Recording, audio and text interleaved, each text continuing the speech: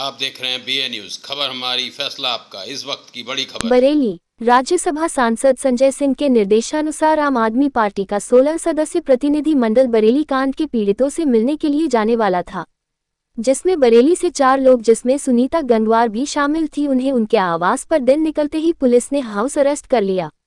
रोहिलखंड प्रांत उपाध्यक्ष आम आदमी पार्टी सुनीता गंगवार ने बताया, ये बीजेपी सरकार का प्रायोजित कार्यक्रम है। हिंदू मुसलमान के बीच में बंटवारा बनाए रखने की साजिश है। जनता के मुद्दों से ध्यान हटाने के लिए ऐसे धार्मिक उन्माद फैलाए जाते हैं। योगी सरकार पुलिस और बुलडोजर के दम पर शासन करना चाहती है, जबकि देश संविधान के दम से चलता है। रोहिलखंड प्रांत उपाध्यक्ष आम आदमी पार्टी सुनीता गंगवार ने कहा, आज सरकार की तानाशाही चरम सीमा पार कर चुकी है।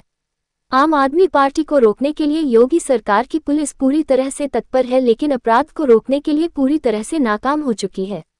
सुप्रीम कोर्ट, हाई कोर्ट की फटकार के पश्चात भी सरकार की बुलडोजर की विनाश लीला जारी है।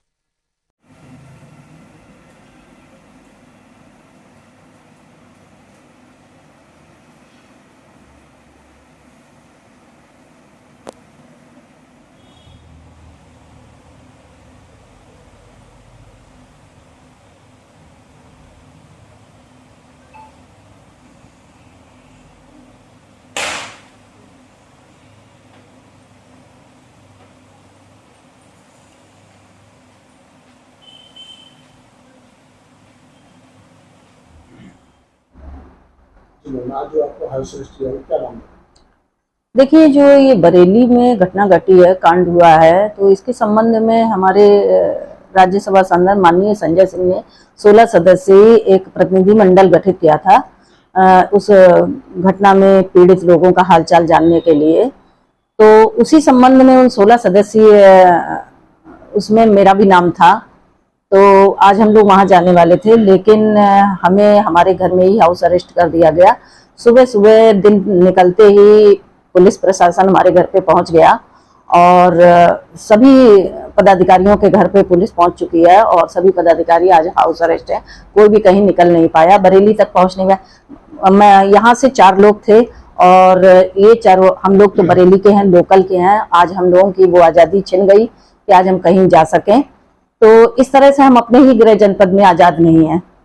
तो कहने का मतलब ये है कि अगर कोई घटना है, कांड है या जो भी है, क्या हम लोगों को वहां जाने से सरकार को कोई खतरा है या लोगों को कोई खतरा है, या हम उन्हें आतंकवादी दिखते हैं, क्या दिखते हैं, हम अपराधी दिखते हैं?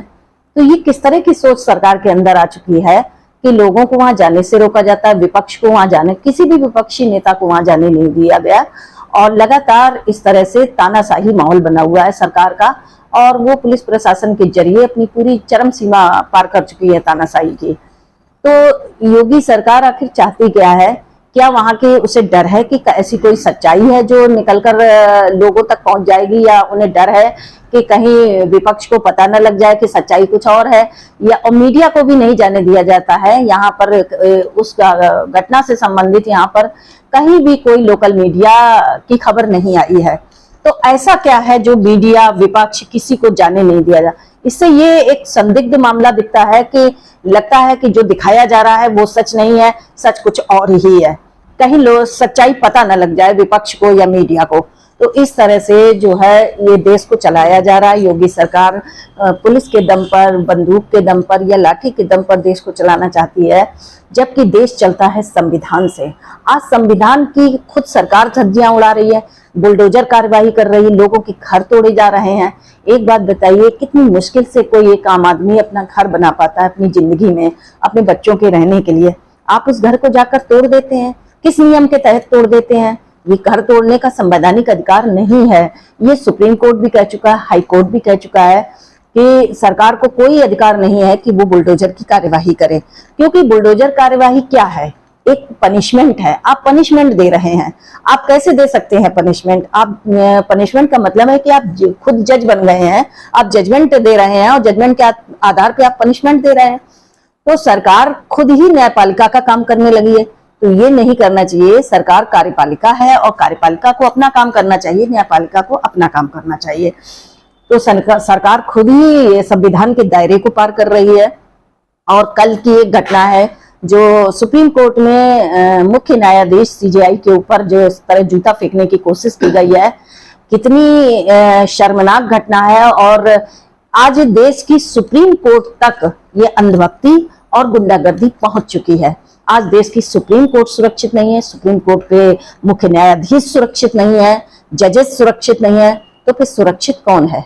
आज देश में एक माहौल बना हुआ है, किसी को किसी से खतरा नहीं है, कोई हिंदू से डरा हुआ नहीं है, कोई मुस्लिम से डरा हुआ नहीं है, लेकिन पूरा देश आज सरकार से डरा हुआ है। ऐसा क्यों है? क्यों लोग एक लोकतांत्रिक देश में लोग सरकार से क्यों डरे हुए? इसका मतलब है कि सरकार लोकतांत्रिक तरीके पर नहीं चल रही है, लोकतंत्र के नियमों पर नहीं चल रही है, तानाशाही के नियमों पर चल रही है। टीम में कौन कौन लोग आने थे आज? टीम में पूरे यूपी से लोग थे, 16 सदस्य थे, जिसमें बरेली से हम 4 लोग थे। मेन लोग कौन हैं?